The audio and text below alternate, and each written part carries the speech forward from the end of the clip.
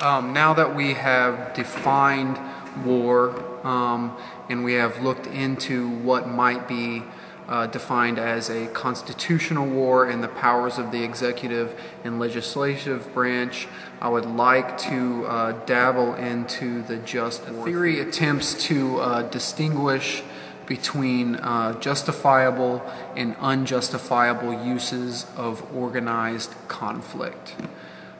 So the theory basically tries to define what kind of wars are justifiable for a nation or organization. They also try to restrain the use of armed conflict by promoting diplomacy to the nth end, till the extreme end. It also attempts to make war more humane, and it tries to aim war more towards justice and peace. So the outcome of the war isn't, rape, pillage, takeover. War should be used as a tool to promote justice and peace. The just war theory has kind of been developed through several philosophers of war itself. Famous ones are obviously Karl von Clausewitz and Sun Tzu. Basically takes bits and parts from both of these war philosophers and tries to combine them in attempting to justify war itself. Like I said earlier, it's a very broad theory. It's open to an extremely huge amount of interpretation, and it hugely relies on the individual themselves. Or the organizations or nations itself and their view on justice and peace and the such. I'm going to try to attempt to give you my idea of a just war by giving you 5 points. These 5 points, I believe, each one being checked off, all 5 of them being checked off, not just 1, 2, or 3 of them being checked off, but all 5 of these points being checked off. In my opinion, I would be able to, give it a stamp of a just war. My first point is every single measure of diplomacy has been taken before going to armed conflict. This promotes, using sanctions, promotes open discussion, and the such. I mean, diplomacy may seem weak to most people, but diplomacy is actually very powerful. Ideas are powerful. Diplomacy is obviously a very broad term. There's very different types of diplomatic processes, but diplomacy is not weak. It's not considered being afraid of conflict. It's simply using our minds and ideas to solve issues rather than putting our citizens, our soldiers, and our resources at risk. It's in the nation's interest to do this. It's in the people's interest to do this, and it's in the government's best interest to use diplomacy to solve things, as it doesn't take any of those things away from the country itself. So you don't have to use your resources. You don't have to force your citizens into possibly doing something it's not ready to do. It's just diplomacy is definitely the best avenue of approach as far as solving conflicts. My second point of my checklist for defining a just war would be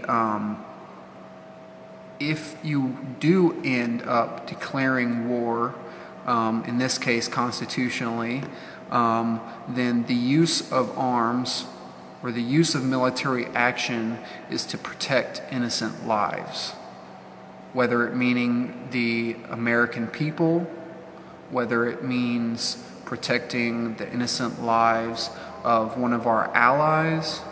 The use of arms to protect innocent lives is always going to be justifiable. I don't think anybody across the board would say that that is unjustifiable. So that's one very good point, and I believe is a very good check off for my list. My third point is, if war is declared, like the last point, a clear and concise mission must be established along with a specific end goal.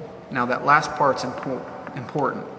Not only do you have to have a clear and concise mission for this conflict, but you also have to have an end goal, a end mission goal. You can't go into war without an end mission goal or a a concise mission. Otherwise, you end up in these 10-year wars. You end up in these 12-year wars. You don't want to be in the position we are in now in Afghanistan. We've been in Afghanistan for way too long. We've dumped way too much of our time, our resources, and effort in American lives into this conflict. Whether it's just or not, we needed a more concise mission and an end goal. And the end goal, in my opinion, should have been killing Osama bin Laden. Now that has been done. I believe it could have been done much sooner if we would have focused on that and made that a more important goal. But obviously we had other interests and other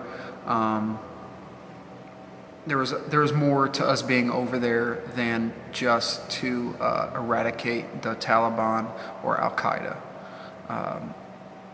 But I'll try not to get into that too much because that's a whole different conversation. My fourth point would be, as the armed conflict ensues, we would follow the international laws of the Geneva Conventions.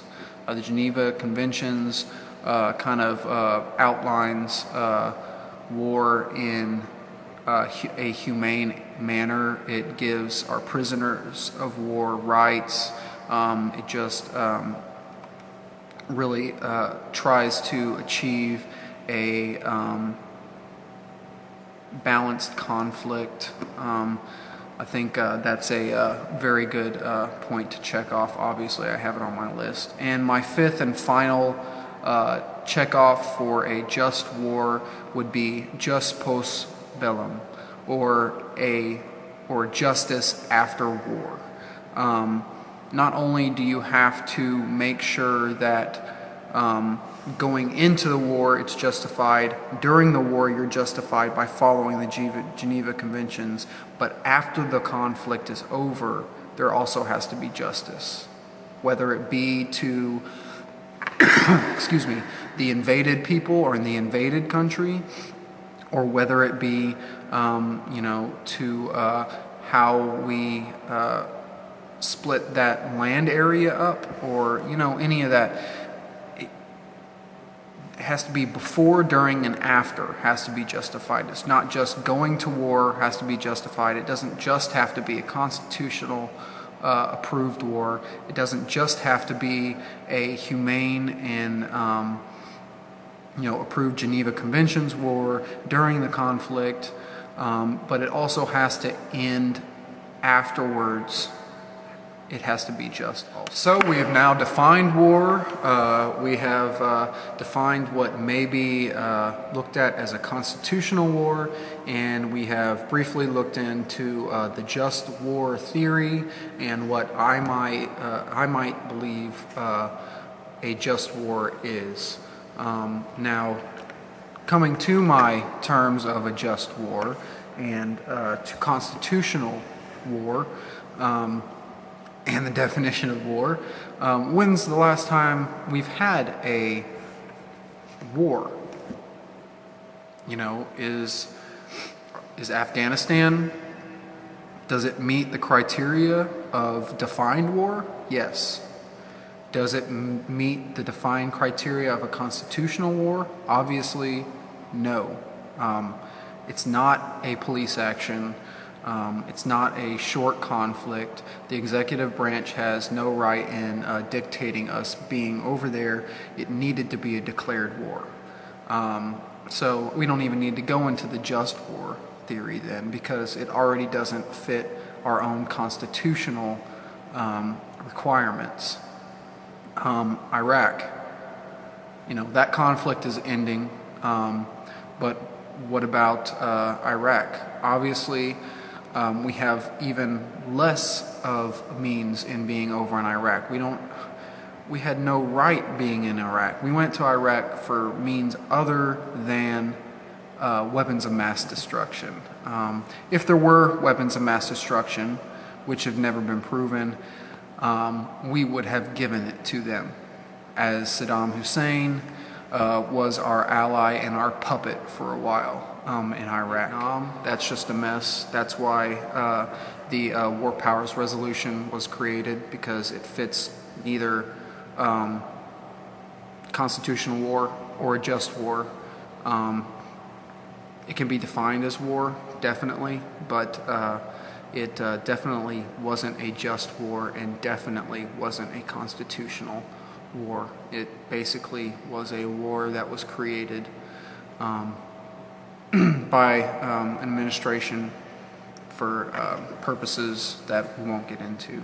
But hopefully I've helped you better understand what war is from paper. Unfortunately, I had to see war firsthand myself overseas, but that's not something you can really discuss and tell people. You have to see it for yourself. I'm glad that I went over there so that others didn't have to see it, but this was just to hopefully make people better understand when politicians are talking about conflicts and war, how to define one or the other, and help you decide, should we be doing this, should we not be doing this, is it constitutional, is it just, what are we getting out of it? You know, I just wanted to help you and myself by going through this and researching this and better understanding this part of foreign policy and U.S. foreign policy.